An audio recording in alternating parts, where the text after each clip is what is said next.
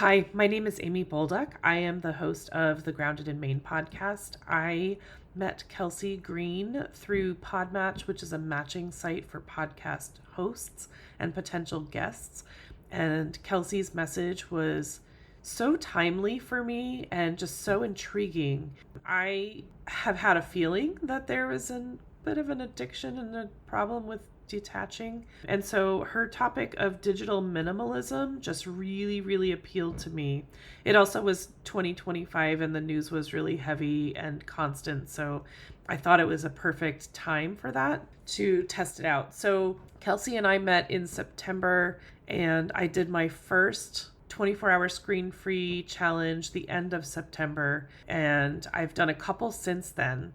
So my takeaway the first couple of times, because I didn't learn the first time, was get rid of your phone. And I know Kelsey tells you this because Kelsey, she gives you like a whole sheet of prep work to do so that you're ready for whatever might come. And so helpful. I ignored some of that and I had a hard time. The third time, I feel like I had been flexing my muscles a little bit. And so I felt stronger. I left my phone. It was also really needed. I left my phone in my bedroom all day long. I didn't even look. I didn't go in the bedroom. And it's usually, so it's on a Sunday. Sundays are usually a meal prep day for me. So I'm in the kitchen.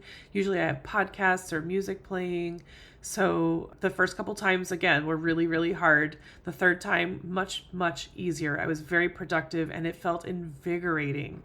I feel like we should all just give it a try. Like, why not? And I think, Kelsey's done all this research and all this work. She's got all this wisdom and we are so connected. But what if we weren't just for a day? Welcome to Small Business Casual, where business is personality packed, cozy, and your pets are part of the team photo. I'm Emily Aborn, small business copywriter, and I'm here to help you turn down the noise, clarify your message, and run a business that actually fits your life. Hi, welcome back to Small Business Casual. Big thank you to Amy Bolduck for today's fabulous introduction and endorsement. And as you probably guessed by Amy's endorsement, you are in for a treat this week with my guest, Kelsey Green. Today's episode is for you if you are with me. If you are a fellow, cozy, sustainably minded business owner or creator, you love your life, you love what you do, you want to live life to the fullest, and you also do not want to burn out doing so. You want to grow while thriving throughout your life, not just during your workday. So that's how you know this episode is for you. If you're trying to get off screens a little bit more, reduce your reliance on tech and your digital connection. And maybe inside your business, you're even starting to experiment with some more out-of-the-box marketing, not just, the old social media.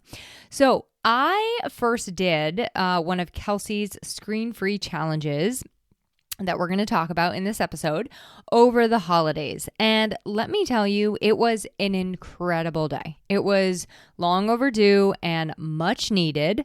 What I learned that day, and throughout my entire kind of holiday break, was I need to be intentionally baking more time away, more time truly disconnected into my life throughout the year, rather than just waiting until I'm about to burst and then spend 3 weeks cooling off and decompressing. So this, I really, after stepping away and having some time between me and last year, doing this screen-free challenge, really starting to look at my relationship with technology and social media and all of these kind of other things that steal our attention, or let me just say, borrow our attention.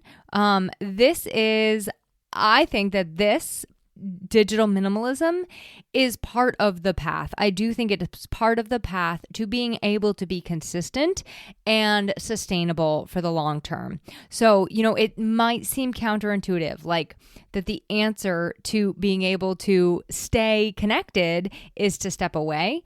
But I really do think that there is a lot of power in it. So Without further ado, let me introduce Kelsey and then we'll just dive right into today's episode.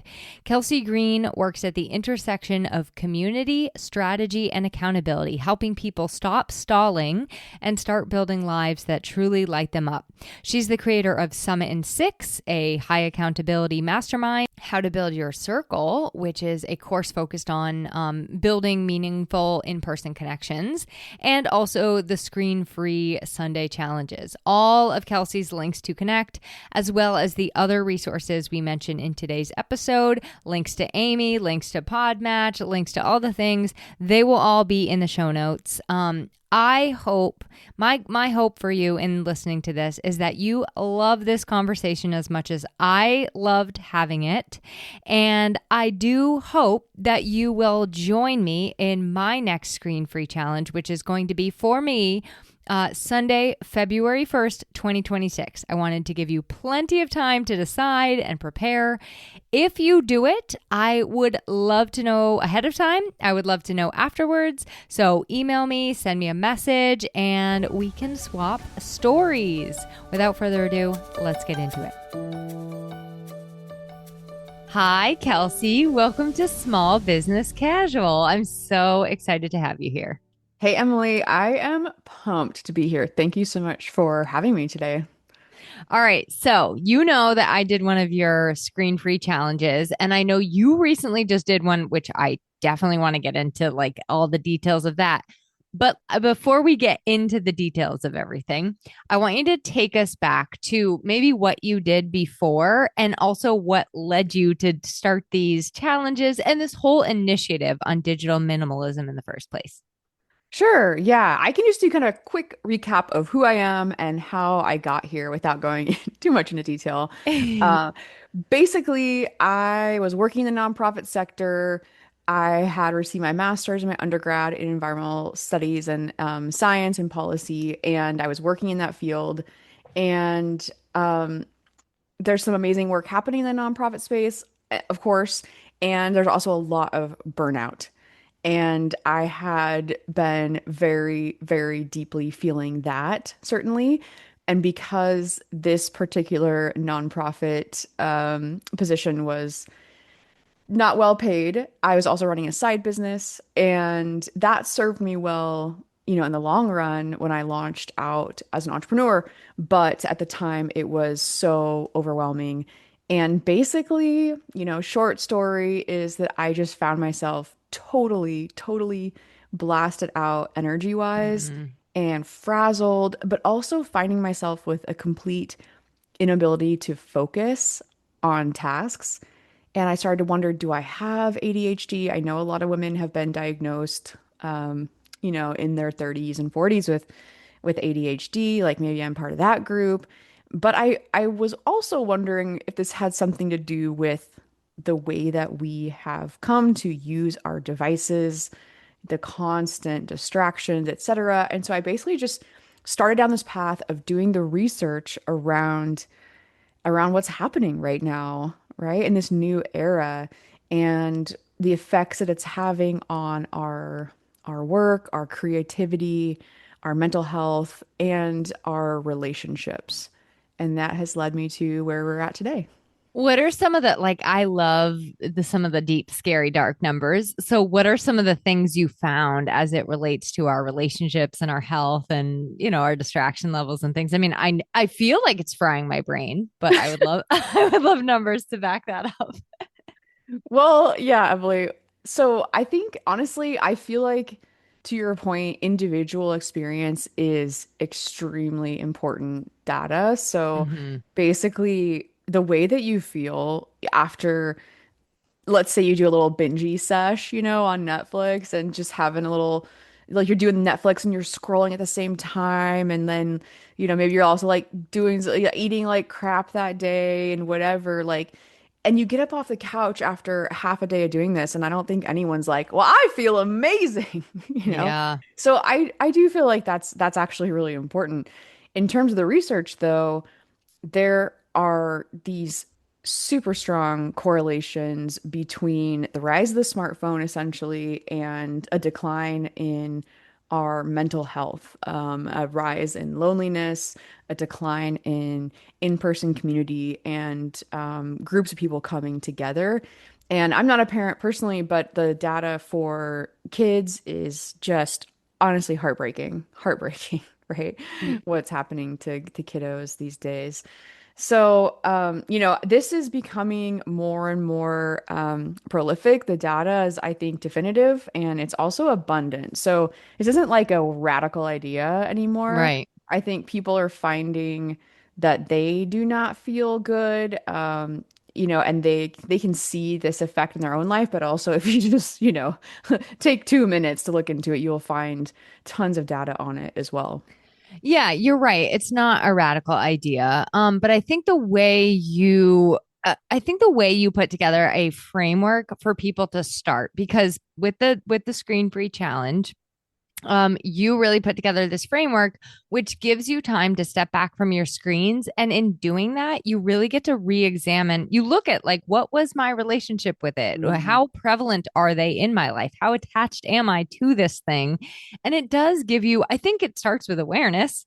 And that whole day is all about like increasing your awareness around that. And I think the more you do that, the more awareness you have, and therefore you can start working on some of your habits.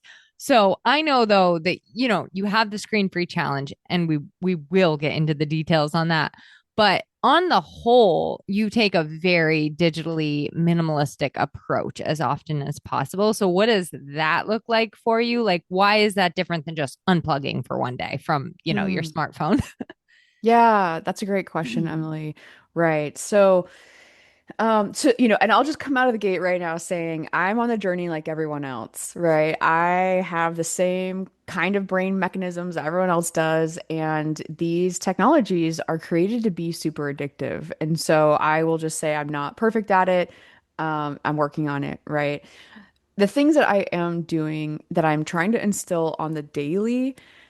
Basically, I want to create boundaries. And it's so Mm-hmm. funny because for a lot of your listeners, I'm sure that we do a lot of boundary work with other people and we can be very lax about our boundaries with ourselves.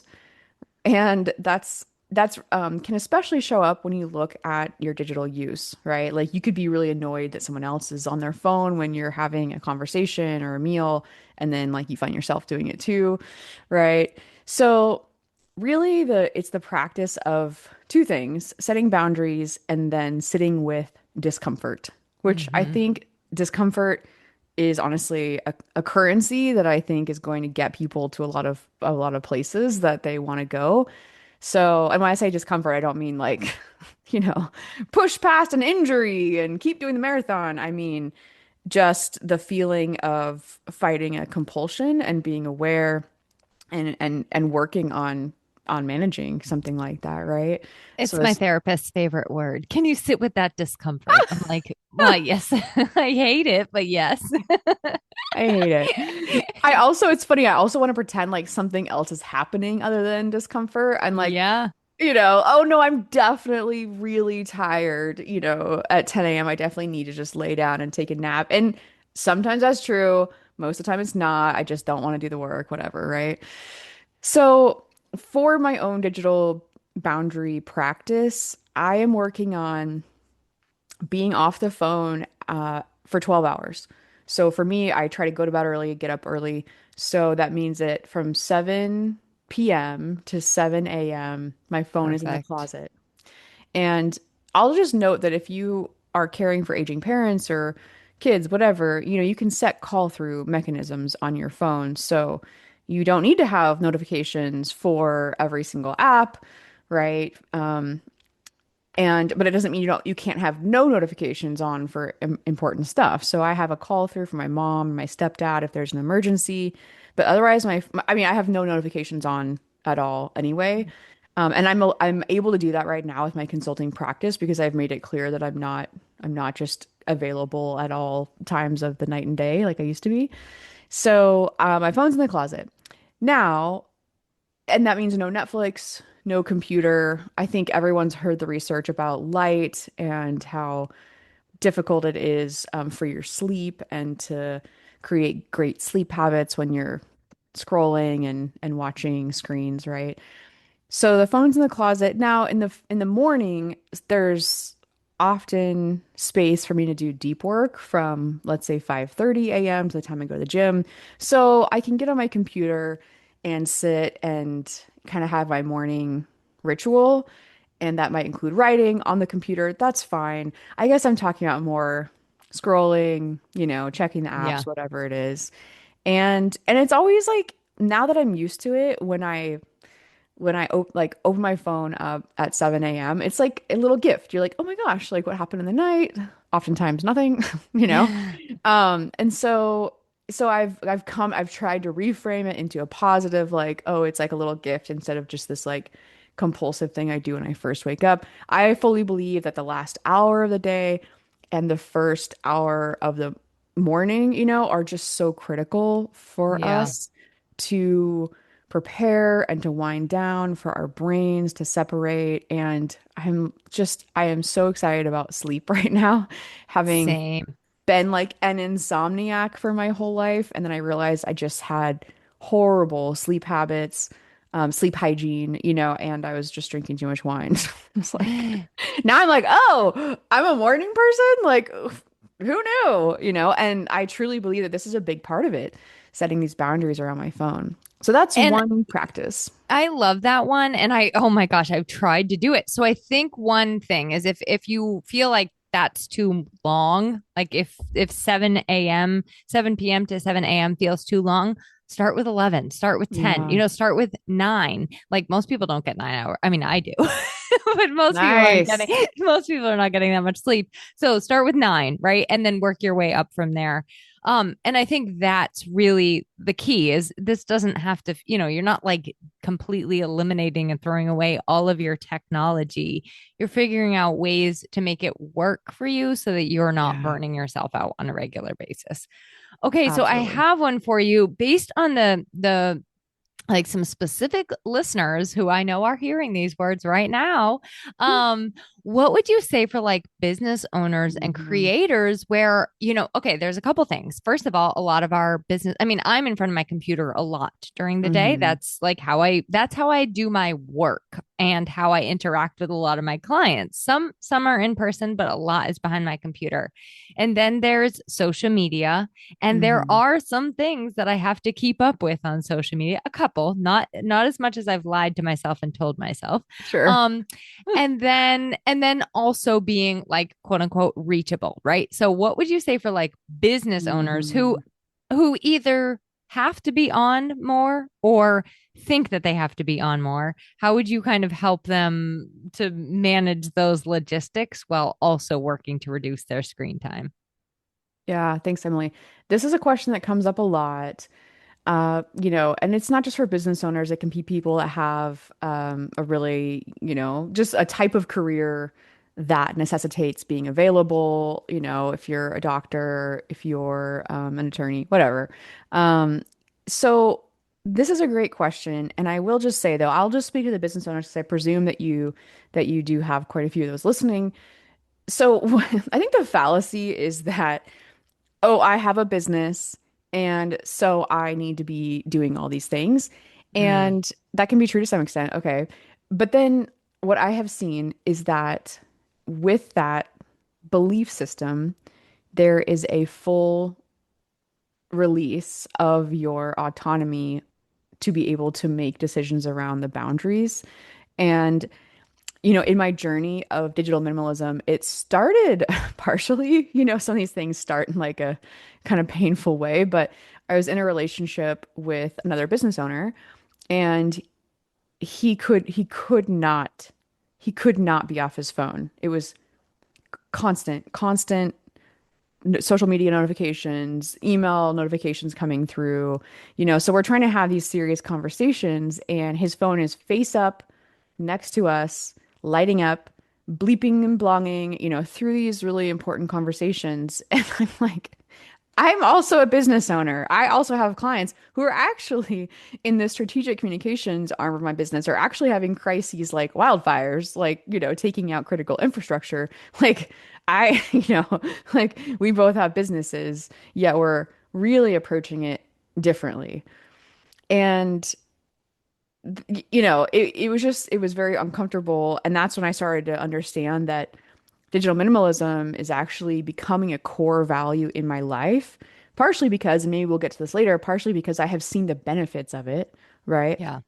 But in terms of the actual pragmatic day-to-day business stuff and the logistics of how to do it, that I there are certain cases, maybe time-bound situations, like an event, where yes, okay, you need to be on call, but truthfully, if you really are honest with yourself, well, A, do you need to be hyper responsive? And also, is this the kind of business you want to have long term? Right? hmm one big theme on here is running your business sustainably, where you're not just Yeah. burning yourself out. And how do you do that in a way that's thriving financially and for your actual business numbers, but also for your life? Because you're not just one thing. You're not just a business owner. You're not just a response robot. So I love this. And oh my God, that would drive me bananas if my partner was be like, It's we are done. it actually was one of the factors that ended our relationship. And now I know, like, I just can't, I wouldn't be in a relationship like that. And so, there are some really cool tools out there. I'm sure your listeners are aware of some of them, but the third party schedules, I really don't want to be on the social media apps. I've taken them off my phone for January. And I can still be on Instagram and I still have to be on Instagram for my business, but I can use a third party scheduler. And then, the stories, of course, you can't do that well from your desktop. So annoying.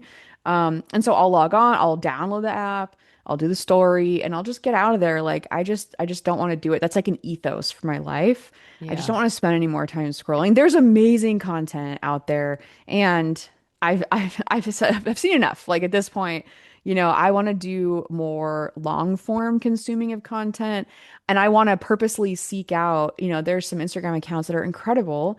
I want to like have those listed on bookmarks and go through them, one by one and make sure I'm consuming that content and I don't get, 3 hours of shitty content in the meantime, right? So back to, I guess, just the thesis of the wrap this up. There are so many tools to use. You can automate things. And if there's a time-bound situation where you need to be responsive, do it, but make sure that that's not the long-term plan, right? Yeah. Yeah, and I think one thing you spoke to setting boundaries for ourselves, but I also think setting boundaries for like our clients and our customers, and like my clients and customers know I mean, I am a very responsive person when I'm sitting down at my desk working, but I'm not going to necessarily get back to you within, 5 minutes. And I'm also going to not get back to you on the weekends. So Right. if I like feel that urge, like I need to respond to this email, but I don't want them to know I responded right now because then they'll respond. I just send the email for like a time when I'm going to be sitting at my desk, and it's glorious. So you can use Yeah. all of those little things, and you can even use them if you are super responsive, but you don't want to have that back and forth. Like that, the send later on the iPhone is like my favorite thing ever. I'm Um, like, okay, I'll do this when I know I'm actually going to be like with my phone in hand, but I'm sending it when I'm thinking of the thought? So, Yeah, that is excellent. And I think there's all kinds of little hacks like that you can do. But I will just say I totally recognize that some people when they're maybe first starting out, it's really tough to set these boundaries. And I just want to yeah, speak to that because I don't want people to feel like bad or any kind of shame that they've had a hard time with this. It is hard. If you are yeah, dependent on your clients, you want to be a, good service provider, you want to show up. I can totally understand. And actually, when I first heard the term, kind of what you're talking about a little bit, strategic negligence from a business owner, and all these people are online as well, right? We all have online businesses. So she mentioned this term, and it literally made me physically uncomfortable to think about seeing something come in from a client and not responding right away. I couldn't even imagine it. yeah. I think that's part of the discomfort that we have to learn to say. It makes me feel anxious when you say that. I'm like, oh dear God. Like Yeah. I'll lose the sale or whatever story you told Yeah. yourself, that customer Right. will think I'm mad at them, whatever the case may be. So part of that is sitting with that discomfort. Absolutely. Yeah. Yeah. And now I'm very, very clear with clients.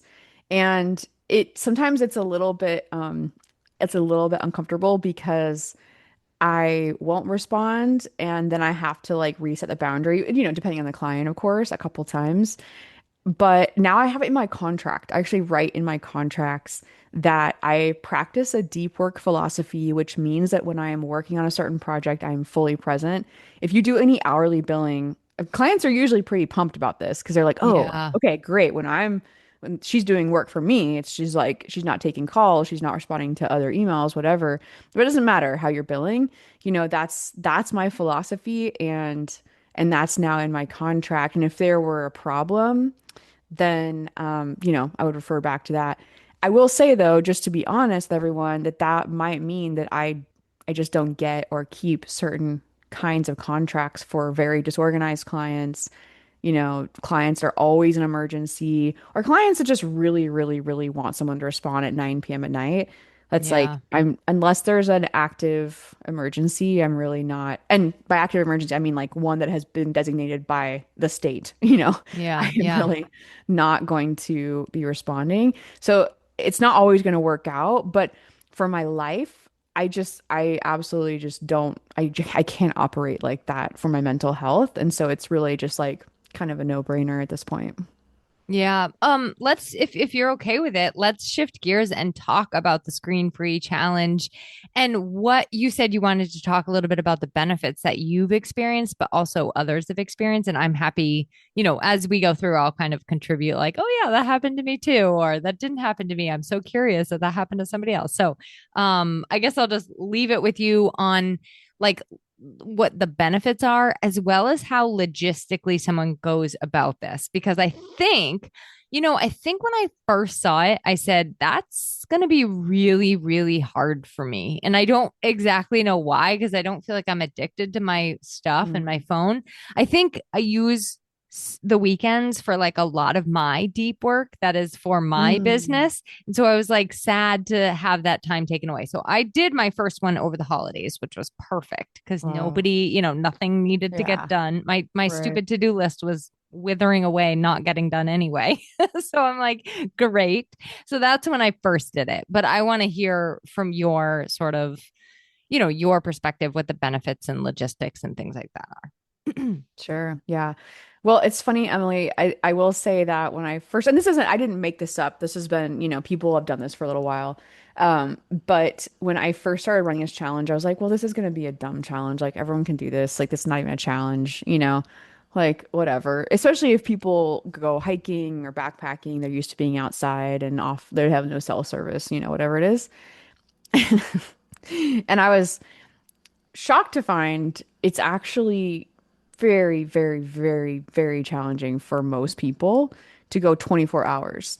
And the reason I made it 24 hours is there's plenty of programs and it seems like you could self-direct a program where you are just off for like 4 hours or six or whatever. The the issue there, I think, is that then once that time's up, you have all this kind of like anxiety built up from not being on your screen, then you just binge the rest of the day, right? I wanted people to experience what it feels like to go that long, and part of that time is obviously sleeping without screens. So I will say that so in terms of logistics and getting ready, some of the feedback that I got was that people just didn't quite know how to prepare and what Mm, to do for that whole day, which is so funny because people talk about how they have no time at all. That everyone's so strapped and so busy and so exhausted. And I will say that once you remove screens like from your life, like let's say you have some free time and you take out screens, the time will feel like abundant. yes, And that was yes. definitely some of the feedback. But in terms of getting ready, it was people just didn't have a plan. And it's also interesting because I assumed it was like phones, streaming, okay, computer. So like those screens are off, but people really underestimate how integrated technology and screens might be into their daily life, like paying with their Apple Watch or, needing a QR code to get into an event, right? Which of course you can print, but so people are just so used to using their phones and smartwatches and things for daily life. And this is actually part of the challenge because it's just an opportunity to say, am I excited about this? Like if things crash, is everything tied up with this, with screens and technology in my life? Am I gonna be able to function? And not to go a little like grim, with it, but Dystopian. yeah, just an interesting question to consider, right?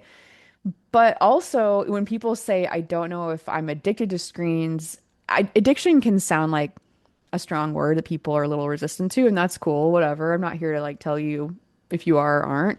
But when you take the screens away for 24 hours, usually people can tell within the first couple hours if screens are something that they just feel compulsion around, right? Yeah. Yeah. So I Yeah. would love to hear about your experience because I think you have maybe like slightly different experience than most people. So I'd love to hear about yours. Okay, I think full disclosure, I probably am not, I don't probably use technology as much as, I mean, it's weird because I sit in front of my computer and, like I said, I meet with people on Zoom all day long, but I'm pretty careful already. Like my phone is always in do not disturb. I don't have notifications on Yeah. any noise, Yeah. especially no noisy apps. Like I cannot stand noise. Yeah. So, but I listen to tons of podcasts. Same. Same. I Yeah. I catch up with a lot of my friends via like voice memos, right? So like Hmm. we, that's how we communicate on a regular basis. Um, so there are some things that I'm like, this is gonna hurt. This is gonna hurt. But and I also we don't really watch TV at night except like maybe Nice. one night a week. So what Wow. I did to prepare was I listed out all of the things that I've been really wanting to do that I don't quote unquote have time to do. Like I have an adult coloring book that I love. It has like these beautiful jungle pictures. And I was like, I'm Cool. going to do that. And I rarely looked at the time. And I was so surprised at how expansive the time was. My, Yeah. but I will say my favorite moment, and I'm like, this is so dumb because I walk in the woods literally every day, and my phone's not like, I'm not like staring at my Hmm. phone when I'm walking out there. It's in my pocket. But I had this moment in the woods. It's snowing here, or it snowed here in New Hampshire. And all of a sudden, like it was like I saw the snow for the first time. Like I was like, oh my God, there's like diamonds everywhere in the snow. It's like little prisms or diamonds. Like it was the most beautiful thing I've ever seen. And I was like, I want to take a picture, but I didn't take a picture. And I Right. think Good. that was Yeah. almost what made it more beautiful or like more a moment of awe, you know? It was Hmm. incredible. And it was like that was like my big, I don't know if that was all the day achieved for me. It was great. But I think it was easier for me. Yeah. And Yeah. you know what? Next time you watch, it's going to be a pain. It's going to be harder for some reason. Like it's not going to be vacation time. I'm going to have a lot of things I want to get ready for the next day. Yeah. And so it's going to be harder. There's going to be more friction. But for me, it was like exactly what I needed. I was so super Uh-huh. burned out and tired at the end of last year and ready for a little downtime. Well, Emily, I'll just kind of share a very similar quick story about that. On one of my screen-free days, I actually wrote a blog post about it. So I talked about the hard parts and the beautiful parts, and one of the hard and beautiful parts was hiking up a little mountain. And normally, I'm also not like on my phone hiking, but I usually am listening to a podcast, Yeah. and I also track on Strava. And I love taking pictures, right? And so, but I couldn't do any of that. And I did take my phone in my backpack on Do Not Disturb in case there's an emergency. So Same. I encourage people to do that if you're Yeah. especially a woman hiking alone, whatever, right? So I had my phone, but I didn't pull it out one time. And it is interesting because even if you are not, kind of to your point, if you're not on your phone at all. You might not think you're on your phone, but when you're off your phone and you've had hours alone. So I had been ascending in the dark before sunrise and I got to the top at sunrise and it was so incredibly beautiful. And I had been so fully present and I was dealing with some personal stuff, which was coming up more easily because I wasn't distracted by my phone in Yeah. any way, even just taking pictures, that I was like weeping at the top. Like it was a spiritual experience, this sunrise. And I've climbed up that particular mountain dozens of times, right?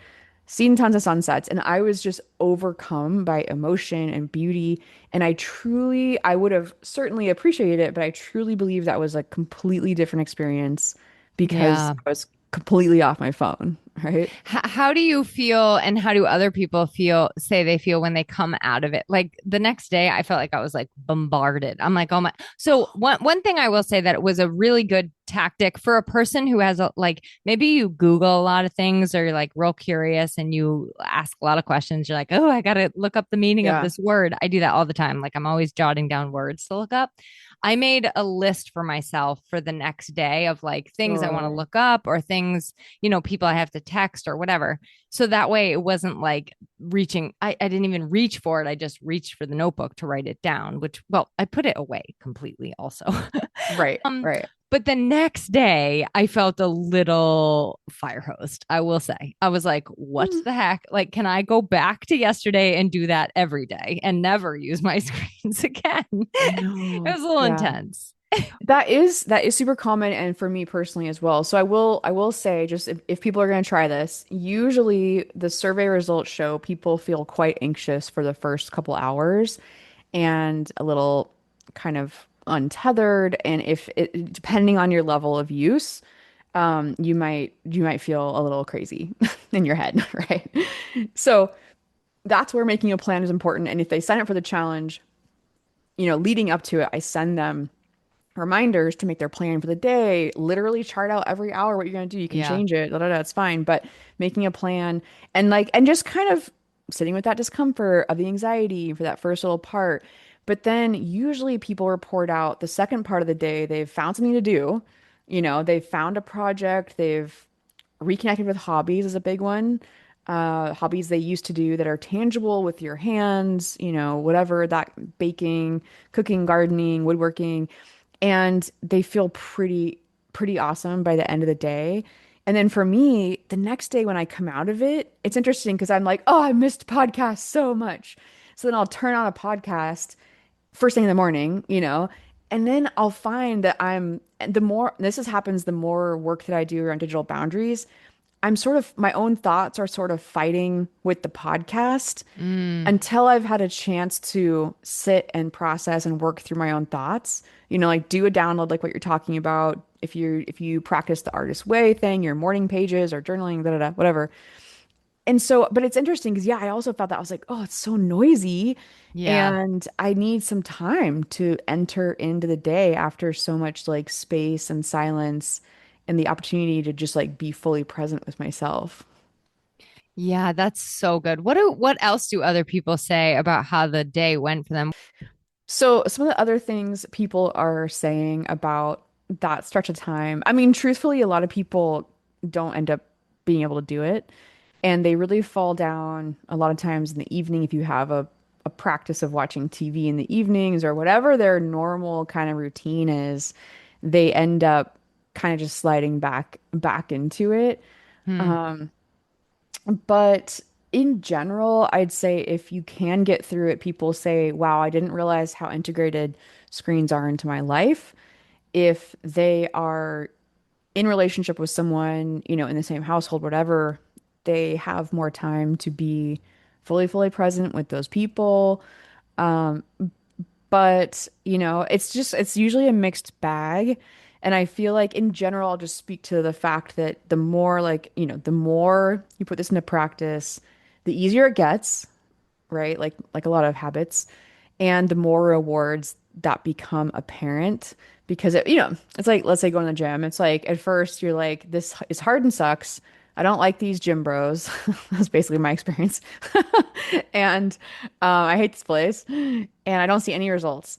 And then like over time, you just keep showing up and then you start to like, just start to see the definition and like, whoa, I feel strong. And like it's also easier to lift these. Even if I'm increasing my weight, it's easier to just like do this practice. And the benefits, I'll just speak to those for a second, just in general, about digital boundaries and doing this work, which includes the screen-free Sundays, but just in general, when you start to just try and push back and create some space between yourself and your screens and the scroll, especially the scroll, I really feel like I can sit down and focus. Like I can do the work, I can do the projects, and the creativity feels like so much more accessible to me now. And I also feel like I was starting to lose track of what were my own opinions and thoughts and feelings Mm, versus what was like really cool content. You know? yeah, that's I a mean, good there's one. there's so much cool stuff out there, and I was like, wait, do I think that or did I hear that on Instagram? Like, I actually don't know. And so this is part of it, and this is why it's so detrimental for young people too, is they're losing the ability to process and to understand their own selves and their own feelings. And then lastly, I'll just say, this is in-person relationships are so important, so critical for us, for our species. And I don't care how beneficial we think technology is or AI is going to be, whatever. I fully believe that we need to remember and lean back into what it means to connect in real life. And of course, this is so cool. We're connecting on here. That's awesome. There's space for this. But to make sure that you are not letting your phone take over, just in terms of the amount of energy and actual time you have, you know, subvert some of the goals of getting out, meeting new people, being in space with physical humans, having embodied experiences. So I feel so strongly about this. And Yeah. it's one of the things that's making me so sad right now about humanity. I know. Oh my gosh. Okay, so I have a question about the community piece, but Yeah. I want to say one of the benefits I think you can expect when you meet in person with people, and also when you do the screen free challenge, you feel like when you are tired at the end of the day, it's like a clean tired. Like, do you know the difference between the clean Mm-hmm. tired and like the ick tired? This is like a clean, very pure. I just had a good day of hard work. Even if you were lazy and read a book like all day long, not that that's lazy, but it's still a very clean sensation. I don't know. That's how I felt. So, I uh, love that. I love that. Yeah. shifting gears to the community and also social media. Um, I know you had a great post, and I referenced it in past episode, and I will link it again in today's show notes, but on how we can use these digital platforms to create community.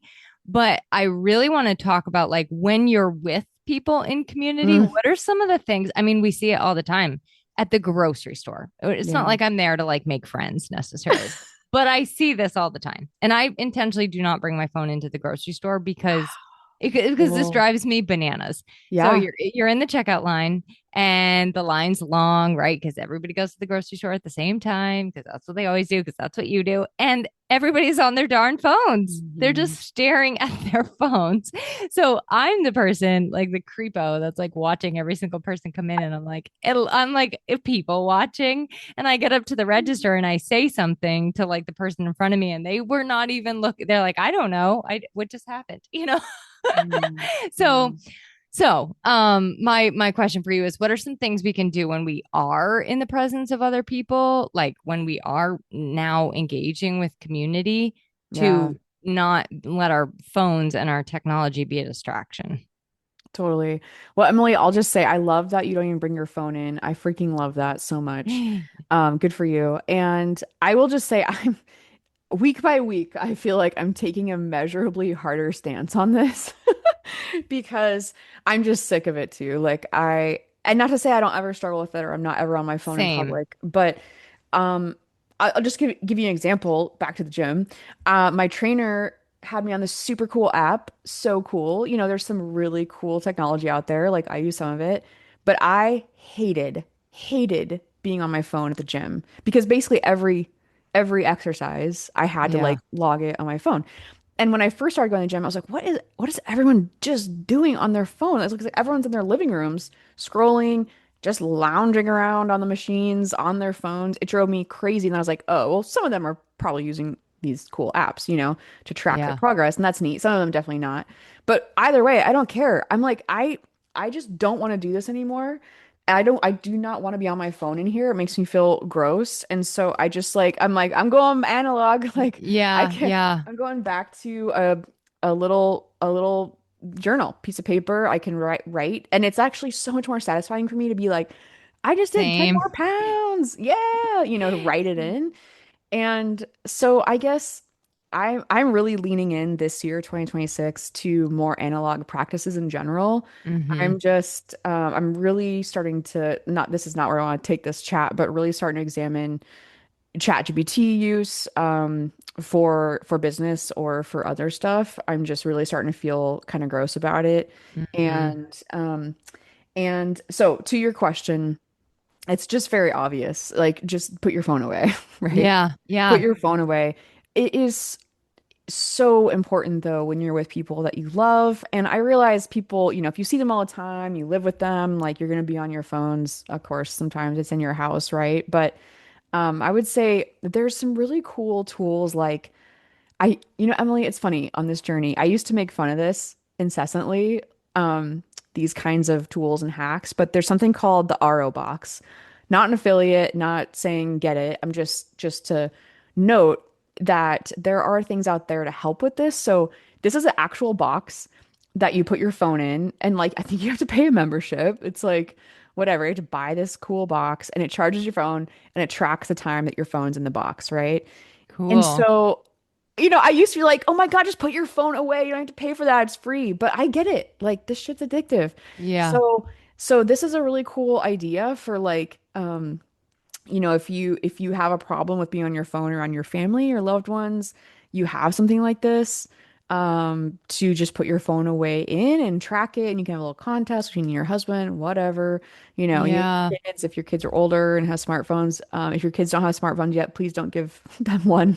Their childhood is basically over at that moment. So that's a different convo, but just for the parents out there, um, but if you're out in public, to your point, like just be the person that's not on their phone and be the creepo that's just people watching, because once in a while you have someone that is like willing to chat, and wants to just start a conversation. And I feel like we have lost this practice of just chatting people up.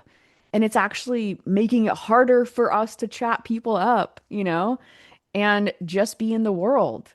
And so I feel like this is something that we really need to cultivate again, is the ability to have small talk and remember what it's like to talk to someone that's like not in our specific demographic, set of beliefs, whatever. It's just Yeah. a random person, a neighbor, all these weak ties that you have in your actual community. So important. Yeah, I love that reminder. Okay, one more Okay. question for well, I guess I want to hear what you do and then any tips you have around it. But what do you do? I'm with you on the 2026 being more analog, and I've been really considering how does my social media help my business? Like, does it Hmm. actually help my business? Does it actually help my podcast to grow? Hmm. And then just when I'm like, it doesn't help, nobody finds me I through social media. Someone like a know. client finds I me, know. or just the other day, a podcast listener messaged me and she's like, I love your podcast. I've been listening. I'm like, I don't even know this person. They live like overseas. So Yeah. then I get like, oh, now I gotta how often do you post? What are your boundaries around social media for yourself as a business owner? What are some of the things we should think about for ourselves? Yeah, well, I'll just say, if you're deep in the social media space, most of your clients are coming through, you've got a big following, you like it, whatever, keep doing it. And obviously, I would say put some boundaries around it and be honest with yourself, whether you're just messing around on social media, scrolling, for 2 hours, or if you're like posting the content and doing the work and getting back off. Yeah. So I guess, I think it depends on the business. I will just say though, I really believe strongly in the email list. Still a digital Same. tool, but I personally like it so much better. I don't want to be dependent on the algorithm. I don't want to be on it. And you're right, like it is a good tool. And I guess what I would suggest is there's 1,000 different ways to do it, but as much as you can, um, be leveraging all the content. And Yeah. like I said, the third party schedulers I think are great. There's that argument like, oh, they know if you're posting through a third party scheduler. Okay, whatever. For me, it's like, I'll post through that to be consistent and post enough, but it means the benefit outweighs the cost for me. The benefit is I don't have to actually be on the platform, which Yeah. means that I might have an hour more in that day to do the deep work and write and be creative and go to bed an hour earlier, get more sleep, just be, better in my own head, in my own life. So for me, and like the benefits are strong. But I get the struggle. I really do. Yeah. Yeah, that's a good reminder to use those third party schedulers, which I think it's like the algorithm doesn't like you anyway. No offense, no offense. It doesn't like any of us anyway. So just go ahead and save yourself the headache. Uh, But I also the reminder to repurpose what you're already creating. I mean, I say this all the time. Everybody's like, oh boy, here comes Emily's soapbox.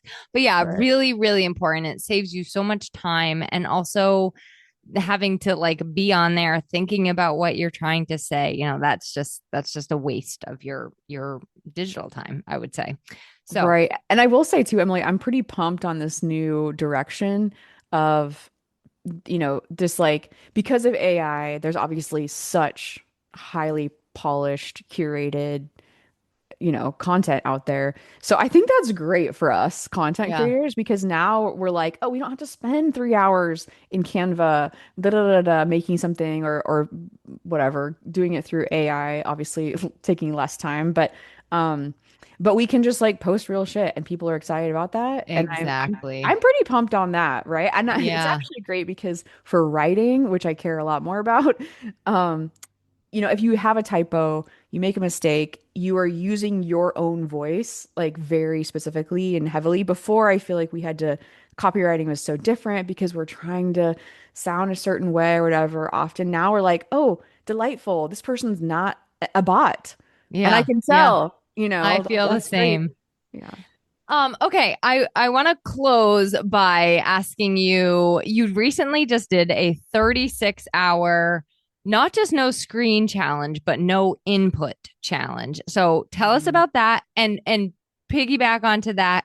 Anything you're thinking about adding into the future on other challenges for people to look forward to or other kind of simple entryways?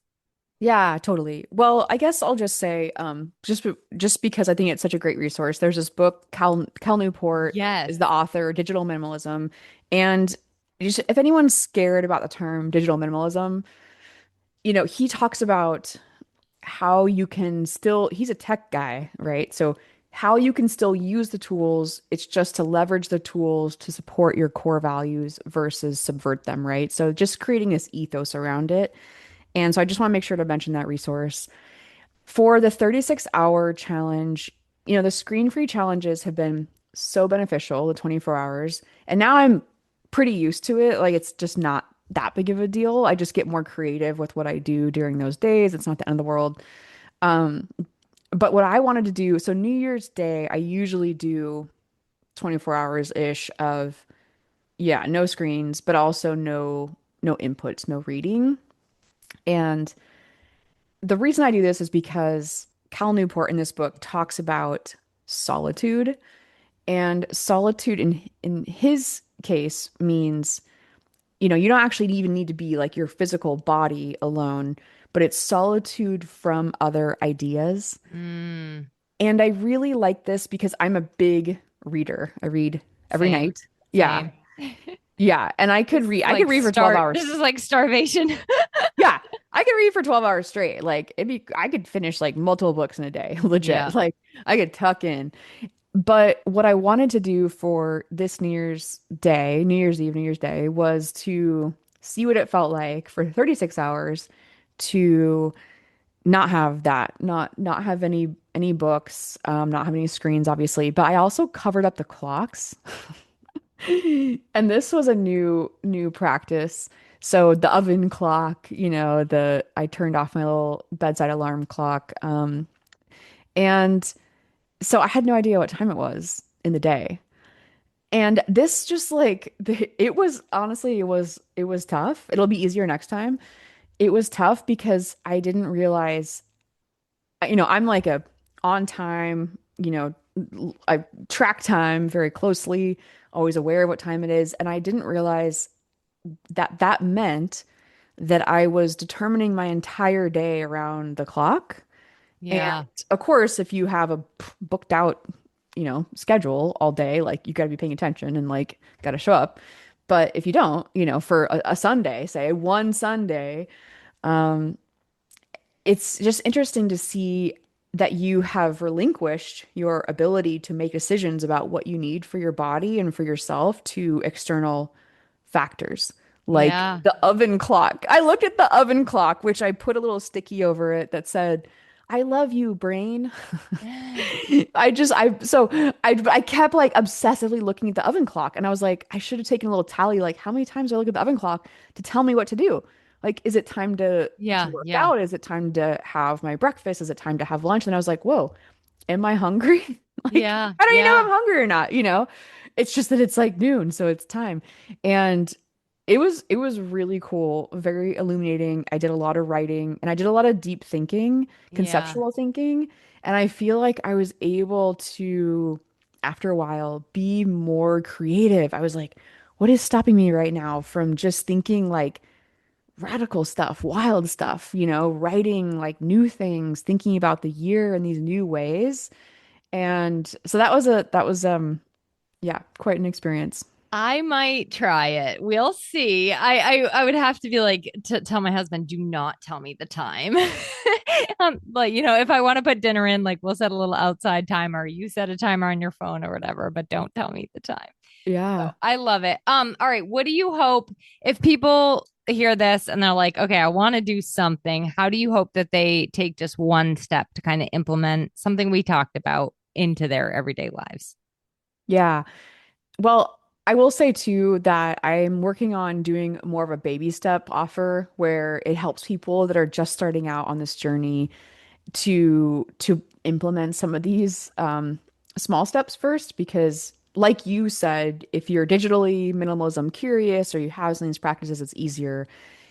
If you're not, it might be a little more challenging. So what I would say to people is that this might be a little tough at first to implement, and it might actually be more difficult than some other habits like changing how you eat or, starting a workout plan or whatever, because at first the benefits really aren't going to be that visible. But I truly believe, and others, I'm not alone here, including people that have created these apps, truly believe that this is very, very important for our brains, Mm, for our lives, for our mental health, for our own creativity. You hear a lot of people talking about how they will like absolutely they have created the apps and they stay so far away from them because they know how detrimental they can be. So I guess my point is just that if you decide to set some boundaries, it's absolutely worth it to push back against this, to work on reclaiming your own brain. And it might take a little while to see the benefits and to have your life kind of recalibrate, but that it is for the long. I mean, this is like a daily practice, but hmm. it's a lifelong.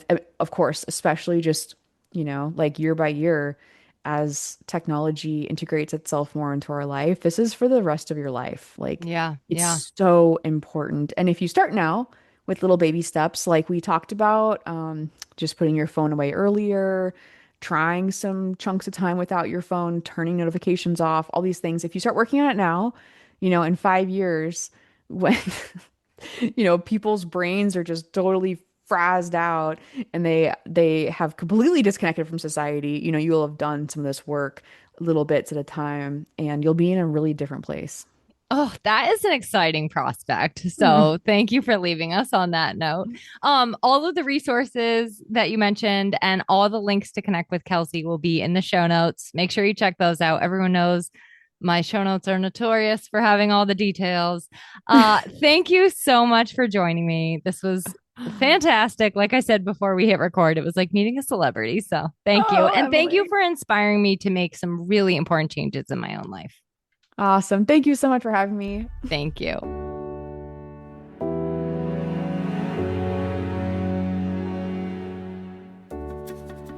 Thanks for joining me on this week's episode of Small Business Casual. If you want more business advice that's a little quirky, not too buttoned up, one less accessory, and just right, visit my website, emilyaborn.com, and connect with me over on Instagram @EmilyAborn.